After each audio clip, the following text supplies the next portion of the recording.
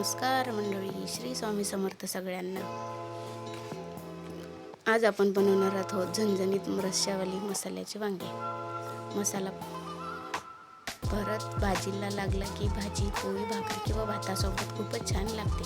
चला तर मग सुरुवात करूया। सर्वप्रथम वांगीमध्ये काप करून स्वच्छ पाण्याने धुवून घेऊया। त्यामध्ये थोडे मीठ टाकून 5 मिनिटं बाजूला ठेवून देऊ। अशा प्रकारे जर मीठ टाकून ठेवले तर वांगे काळे पडणार नाही। नंतर गॅसवर तवा ठेवून त्यामध्ये खोबरं लालसर होईपर्यंत भाजून घ्या। नंतर कांदा टाकून थोडंसं परतून घ्या। थोडेसे धने टाकून परतून घ्या।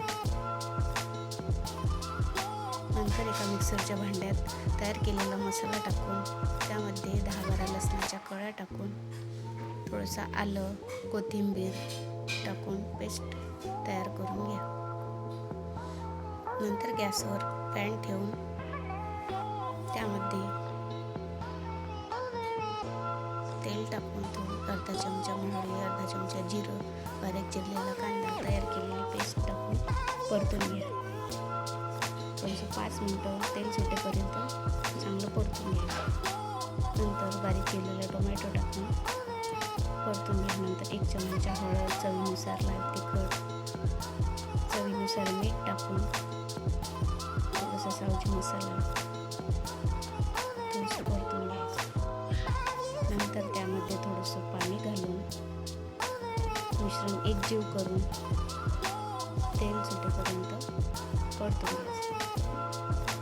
नंतर त्यामध्ये धुतलेले वांगे टाकून हलक्या हाताने थोडंसं परतून घ्यायचं। वांगे तुटणार नाही याच्या सहाय्याने। नंतर थोडीशी कसुरी मेथी टाकून त्याच्यावर झाकून ठेवून 5 मिनिटं वाफ काढून घ्यायची। नंतर थोडंसं गरम पाणी घालून तुम्हाला लागेल इतकं रस्सा नंतर झाकण ठेवून 10 मिनिटं शिजू द्यायचं। थोडंसं वांग्याच्या देठाला दाबून पाहून घ्यायचं। नंतर त्यामध्ये कोथिंबीर टाकून सर्व करायचं। तयार आहे आपली रस्सेवाली मसालेदार तळलेली वांगी।